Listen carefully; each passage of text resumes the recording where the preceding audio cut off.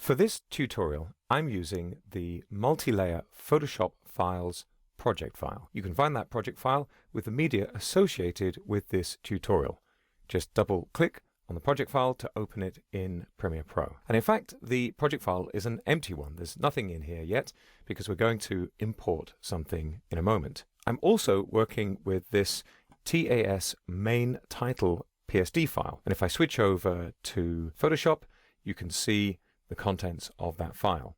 This is a multi-layer Photoshop document, and you can see there are text layers, there are some shapes, there's a black background, and there's a layer effect applied to one of the layers. That's this smoky background. Premiere Pro has the Photoshop display engine built in, so you can access and work with individual layers in Photoshop documents directly. I'm going over to Premiere Pro, and in fact, it doesn't really matter how you import a Photoshop document, you'll get the same options. Here, I'm going to right-click on the background of the project panel, and I'm going to choose Import. And in my Media folder, I'm going to select this Photoshop document and click Open.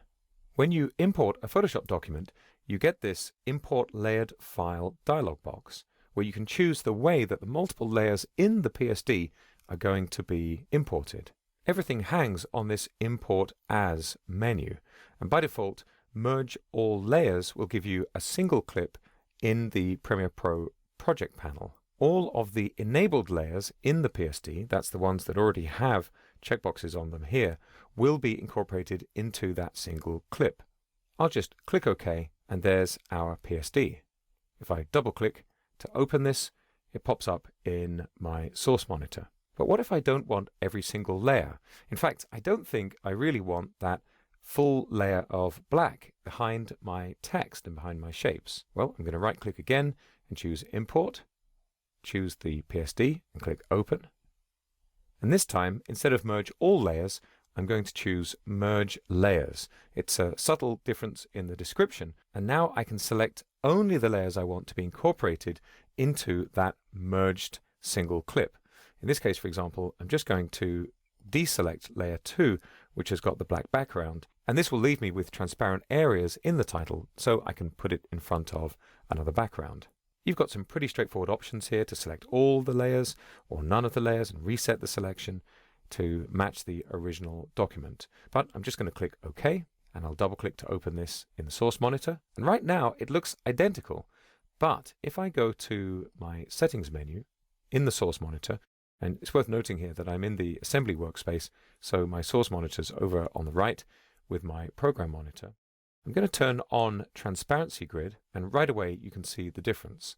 If I double click on the original version that has the black layer, you can see that the whole background is covered up. It's worth noting that any changes you make in a Photoshop document will update automatically inside of Premiere Pro. You're not really copying anything anywhere when you import, you're just creating a link to it. So if I go back to Photoshop, for example, and just to illustrate this, I'll select these shape layers. I'm just holding the Shift key down to select all of them. And I'll select the Shape tool to give me the shape fill color, and choose another color that updates in the PSD. It won't change in Premiere Pro until you save. So I'm going to go to File and choose Save. And now when I toggle back to Premiere Pro, you can see right away every instance has updated. I'll just go back to Photoshop, undo with Control Z or Command Z on macOS, and save with Control S or Command S, and back in Premiere Pro it updates again. This is not quite the same thing as Dynamic Link, where the changes will update whether or not you save, but still it's pretty convenient. Now I'm going to right click again and choose Import, choose this document again and choose Open. And this time, instead of the Merged Layers option or the Merge All Layers option, I'm going to choose Individual Layers. When you import individual layers from a Photoshop document, each item comes in as a separate clip.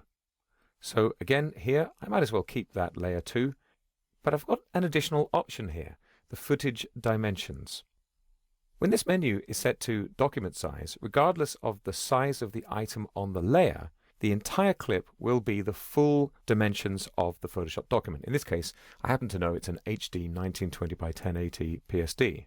That means, for example, that this text that you see in the center of the screen will remain in the center, and these red lines will remain at the top right corner or bottom left corner.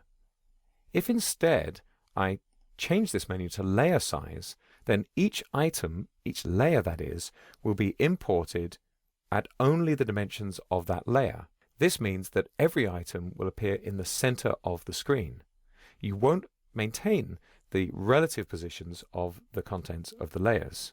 Now, there are reasons why you would want to do this. You might, for example, be using a PSD where multiple layers of the PSD are intended to be completely separate clips. But in this case, I'm going to switch back to document size and I'm going to click OK. Now I get a bin which contains all of those clips. And if I double click to open this up, you can see that I've got each individual layer. See, I can double click on each of these, and these are still linked to the original Photoshop document. If I make any changes, each of these items will be updated. I'm just going to go back to my project panel, and I've got one more version of this to import. I'm going to right click and choose import. I'm going to just double click on the item this time, and in the import as menu I'm going to choose sequence. Instead of importing just individual clips, I'm also going to have a sequence made from those clips. So I'll click OK. Again, I've got a bin named after the Photoshop document, but you'll notice even in the icon view, one of these items has a different symbol in the bottom right hand corner. This is a sequence. I'll just double click to open this up, and I'll zoom in a little on the navigator and reposition my tracks just a little. Let's resize. And you can see that I've got every separate clip as a separate layer in this sequence. Now, I could have done this manually. It just saves a few clicks. And you'll notice that each clip has a short duration, and that's set in the user preferences. Here in Windows under Edit, Preferences, in macOS in the Adobe Premiere Pro CC application menu, and Timeline. The still image default duration applies to any graphic content that you create or import into Premiere Pro.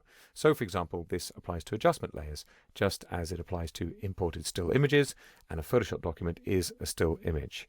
You can change this default duration, or I'll just cancel here. Of course, like any other clip in a sequence, you can trim to change the duration of each of these clips in the timeline panel.